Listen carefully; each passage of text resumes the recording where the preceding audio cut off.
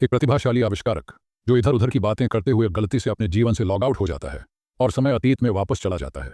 अप्रत्याशित रूप से वह कोरियाई इतिहास में महासागर राजवंश का क्राउन प्रिंस बन जाता है। वहां से वह सिस्टम को हैक करना शुरू कर देता है, देश में सुधार के लिए भविष्य की तकनीक का उपयोग करता है। जबकि अन्य राष्ट्र अभी भी तेल के लैंप का उपयोग कर रहे हैं, उसके देश में बिजली की रोशनी है। जबकि वे अभी भी परिवहन के लिए घोड़ों का उपयोग कर रहे हैं, उसके राष्ट्र के पास पहले से ही ट्रेनें हैं। जबकि दुश्मन सैनिक अभी भी युद्ध में कपड़े के कवच पहने हुए हैं, उसकी सेना लोहे के कवच और बैरल वाली बंदूकों से सुसज्जित है। हर शॉट दुश्मन को मार गिराता है, जो युद्ध के मैदान पर पूरी तरह हावी है। देखें कि कैसे एक 9 वर्षीय क्राउन प्रिंस जॉन को इतिहास के सबसे शक्तिशाली राजवंश में बदल देता है। कहानी हमारे नायक किम गिनहो से शुरू होती है, जो एक प्रतिभाशाली आविष्कारक है जो कुछ भी बना सकता है। जब वह मिडिल स्कूल में था, उसने सफलतापूर्वक भाप इंजन का एक मॉडल बनाया। हाई स्कूल तक वह एक प्राचीन मास्टर शिल्पकार की तरह लोहे का कवच बना रहा था। उसने कॉलेज में बनाया एक मानव चालित विमान जिसे ईंधन की आवश्यकता नहीं थी।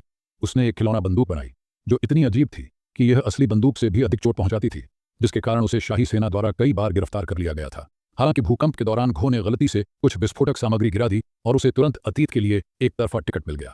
गिन्हो एक नवजात शिशु के शरीर में जाग गया। उसे जल्द ही एहसास हुआ कि इस जीवन में उसका परिवार बिल्कुल भी साधारण नहीं था। वे उच्च वर्ग के थे।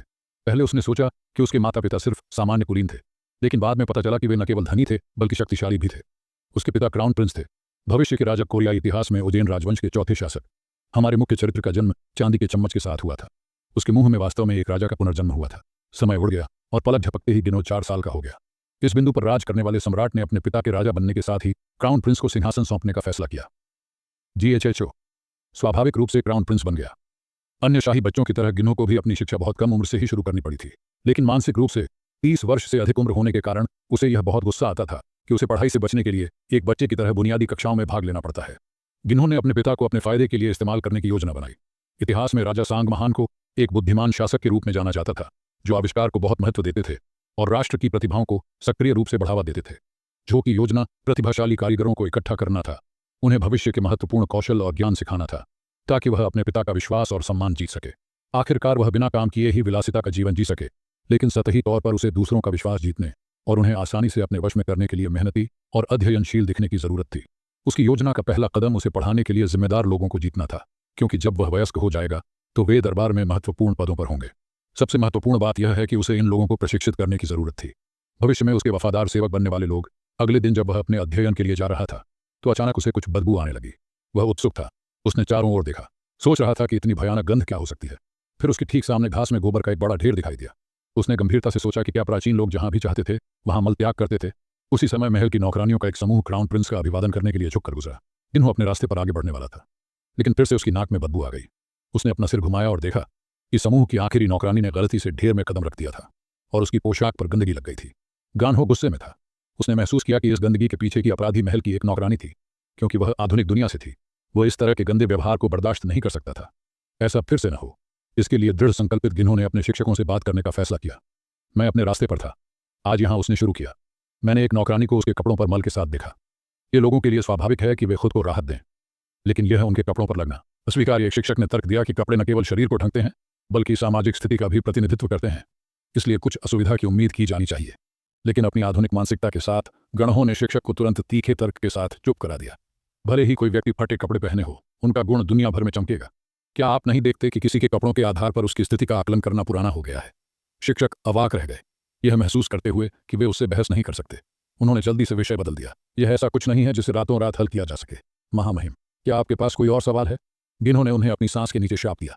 उनकी टाल मटोल से परेशान होकर उन्होंने आगे कहा, हाल ही में मैंने त्सुशिमा द्वीप पर आक्रमण के बारे में एक रिपोर्ट पढ़ी, जिसमें कहा गया था कि रईसों से लेकर आम लोगों तक सभी को भर्ती होना पड़ा, क्योंकि रक्षा बल इतने अपर्याप्त थे।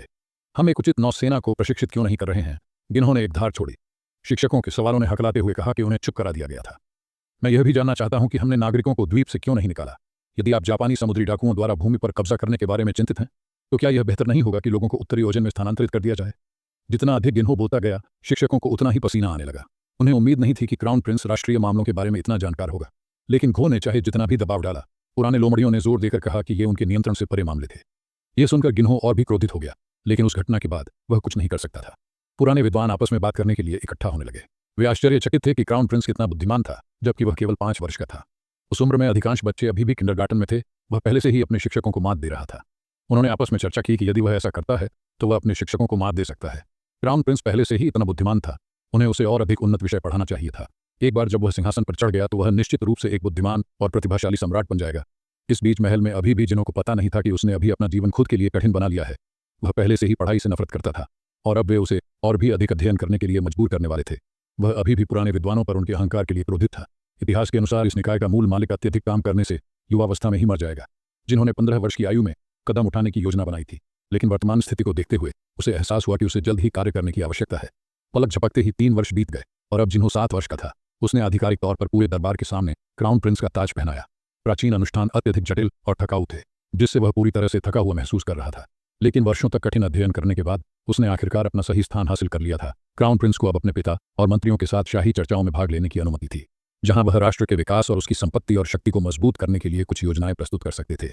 हालांकि सबसे बड़ी समस्या यह थी कि शाही खजाने में काम करने के लिए पर्याप्त धन नहीं था, और भले ही उन्हें क्राउन प्रिंस का ताज पहनाया गया था, लेकिन वह अभी भी एक 7 साल का बच्चा था जिसके पास कोई वास्तविक शक्ति नहीं थी। कोई भी उसकी बात नहीं सुनता था, फिर भी वह बस बेकार नहीं बैठ सकता था। उसे एक कागज पर लिखने के बाद छोटी शुरुआत करने की जरूरत थी। उसने गलती से स्याही को चारों ओर फैला दिया। यह कितना कष्टप्रद है, उसने बड़बड़ाते हुए कहा। चाहे वह कितनी भी बार ब्रश का इस्तेमाल करे, वह कभी भी इसका आदी नहीं हो सकता। यह युग बस बहुत असुविधाजनक है। अचानक उसके मन में एक विचार आया। आह, बस इतना ही। बड़े सुधारों से निपटने के बजाय मुझे छोटी असुविधाओं से शुरू करना चाहिए। यह तो बस शुरुआत थी। बाहर लोहार गर्म लोहे से काम कर रहे थे और इसे विभिन्न रूपों में आकार दे रहे थे। यह सैन्य आपूर्ति प्रभाग था, एक शाही सुविधा जो हथियारों के उत्पादन के लिए जिम्मेदार थी। जब गणहो वहां से गुजरा तो उसे उत्साह से भर दिया। गर्म लोहे की गंध ने उसका उत्साह बढ़ा दिया। मुझे धातु की गंध की याद आ रही थी, उसने सोचा। मैं यहां लोगों को जानने के लिए अधिक बार आऊंगा। एक पर्यवेक्षण अधिकारी उसके पास आया और अभिवादन करने के लिए गहराई से झुका। क्राउन प्रिंस जिन्हों मुस्कुराया और जवाब दिया, आपसे मिलकर अच्छा लगा। आपकी कड़ी मेहनत के लिए धन्यवाद। जवान किले पहले से कहीं अधिक मजबूत हो रहे हैं। मैन ली चांगहो किले के पर्यवेक्षक थे, सैन्य आपूर्ति प्रभाग। राजकुमार की प्रशंसा से विनम्र हो गया। उसने उत्तर दिया कि यह मेरा सम्मान है। महामहिम गणहो ने अपना गला साफ किया और मुद्दे पर आ गया। मैं यहाँ किसी खास काम के लिए आया हूँ। यहाँ सुनहरे स्टील के साथ सबसे अच्छा शिल्पकार कौन है? ले चांगहो हैरान रह गया। सुनहरा स्टील महामहिम। उसने जवाब देने से पहले एक पल के लिए सोचा, कोई है जो मदद कर सकता है? ले चांगहो ने जो कहा उसे सुनने के बाद हान ने कुशल लोहार को बुलाया। जैसे ही उस आदमी ने क्राउन प्रिंस को देखा, वह घुटनों के बल झुका और गहराई से झुककर कहा कि यह विनम्र सेवक आपका अभिवादन करता है। महामहिम क्राउन प्रिंस हयांग ने जवाब दिया, विनम्र? ओह, ऐसा मत कहो। ओजेन की रक्षा को मजबूत करने के लिए जिम्मेदार सैन्य आपूर्ति प्रभाग में काम करने वाले किसी व्यक्ति को विनम्र कैसे माना जा सकता है? लोहार ने तुरंत उत्तर दिया, आपकी कृपा वास्तव में असीम है। हान ने फिर एक स्क्रॉल निकाला और कहा, पास आओ, मेरे पास कुछ है, मैं आपसे पूछना चाहता हूं। उसने ब्लूप्रिंट टेबल पर रख दिया और पूछा, क्या आप इसे बना सकते हैं? लोहार ने रेखा चित्रों को हैरान होकर देखा और पूछा कि यह क्या है? हयान ने अपना हाथ मेज पर रखा और समझाया कि यह पारंपरिक ब्रश का प्रतिस्थापन है। लोहार के चेहरे पर स्पष्ट आश्चर्य दिखाई दिया। यह कुछ ऐसा दिखता है जो स्याही को अंदर रख सकता है और लिखते समय इसे छोड़ सकता है, लेकिन सबसे महत्वपूर्ण हिस्सा प्रत्येक स्ट्रोक के साथ बहने वाली स्याही की मात्रा को नियंत्रित करना प्रतीत होता है। उसने अनुमान लगाया कि हयांग रोमांचित था कि लोहार ने उसके विचार को ठीक से समझ लिया था। इसके अलावा कागज में बहुत अधिक स्याही को सोखने से रोकने के लिए निब के अंत में एक गोल टिप होना चाहिए। क्या आप स्याही के बाहर निकलने वाले छेद को यथासंभव संकीर्ण बना सकते हैं? लोहार ने उत्तर दिया, ईमानदारी से अगर मैं अपना सर्वश्रेष्ठ प्रयास करता हूं तो मुझे लगता है कि मैं इसे लगभग 5 मुड़ चौड़ा बना सकता हूं। हयान ने अपने दिमाग में गणना करना शुरू किया। 5 मीटर मोह, एक काई लगभग 3 सेंटीमीटर है, तो यह है 10वां हिस्सा, लगभग 0.15 मिलीमीटर, और आप इसे हाथ से लटकाकर प्राप्त कर सकते हैं। वास्तव में आपको इनमें से बहुत सारे पेन बनाने की आवश्यकता होगी और उन्हें जल्द से जल्द पूरा करने की आवश्यकता है। 1 महीने के दौरान नहीं, क्योंकि पेन की युक्तियां पानी के संपर्क में आएंगी। हमें जंग को रोकने के लिए लोहे के बजाय सोने और चांदी का उपयोग करने की आवश्यकता होगी।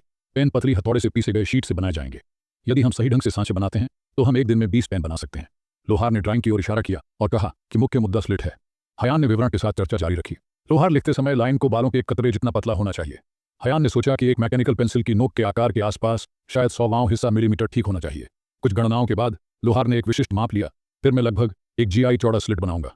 हयान ने गंभीरता से पूछा, आपको लगता है कि इसमें कितना समय लगेगा? लोहार ने जवाब दिया, अगर आप मुझे 2 दिन देते हैं। हयान ने तुरंत जवाब दिया, मैं आपको 3 दिन दूंगा। अपना सबसे अच्छा तैयार उत्पाद लाओ। लोहार ने उत्सुकता से आदेश स्वीकार किया। मैंने आपकी आज्ञा का पालन किया। 3 दिन बाद ठीक समय पर लोहार ने तैयार उत्पाद के साथ उच्च पर प्रस्तुत किया। मैंने 5 निब बनाए, प्रत्येक में एक अलग लाइन मोटाई है। कृपया उन्हें आजमाएं और जो आपको सबसे अच्छा लगे उसे चुनें, उसने कहा। हयांग ने निब को पेन बॉडी से जोड़ा और सिर हिलाया। उसने धीरे से निब को स्याही ट्रे में डुबोया और कागज पर एक तेज स्ट्रोक बनाया। निब ने उसकी अपेक्षाओं से बढ़कर एक सुंदर सुंदर रेखा बनाई। हयान ने मुस्कुराते हुए कहा, जबकि दोनों शिल्पकार विस्मय में खड़े थे, मुझे यह बहुत पसंद आया, आपने शानदार काम किया। हयांग ने प्रशंसा की, यह सब आपके मार्गदर्शन के कारण है। महामहिम लोहार ने विनम्रतापूर्वक उत्तर दिया। सभी निबों का परीक्षण करने के बाद हयान ने अपना आदेश दिया और फिर इस लाइन मोटाई के साथ 100 और बनाए और उनमें से 10 को उत्कृष्ट स्थिति में रखें। लोहार ने तुरंत अनुपालन किया। बेशक आप महामहिम हैं। फिर जोड़ा, और क्या आप इस सोने की कलम की निब पर बेर के फूल उकेर सकते हैं? बिना किसी हिचकिचाहट के लोहार ने उत्तर दिया। निश्चित रूप से, महामहिम हाँ ने उत्साहित होकर पूछा कि इसमें कितना समय लगेगा। लोहार ने आत्मविश्वास से उत्तर दिया, सिर्फ 10 दिन पर्याप्त होंगे। महामहिम हाँ ने सावधान रहने की याद दिलाई। मैं आपको 2 अतिरिक्त दिन दूंगा, लेकिन कोई दोष नहीं होना चाहिए। मैं इसे अपने पिता से मिलवाऊंगा। लोहार गोंग ने गहराई से झुककर वचन दिया। मैं कसम खाता हूं कि इसमें कोई दोष नहीं होगा। महामहिम हायांग ने एक और महत्वपूर्ण बात जोड़ी। वैसे मैं इसकी सराहना करूंगा यदि आप इस परियोजना को तब तक गुप्त रखें जब तक कि मैं इसे अपने पिता से न मिलवा दूं। गोंग ने तुरंत उत्तर दिया, जैसे कि आप अपने महामहिम को आदेश देते हैं। उनकी चर्चा समाप्त करने के बाद हयान तेजी से चले गए। ले चांगहो ने पीछे से देखते हुए टिप्पणी की, महामहिम वास्तव में अपनी उम्र के लिए परिपक्व हैं। गोंग सहमत हुए। हाँ, मैंने सुना है कि वह इस साल केवल 8 साल के हुए हैं, लेकिन जिस तरह से वह बोलते हैं और कार्य करते हैं वह एक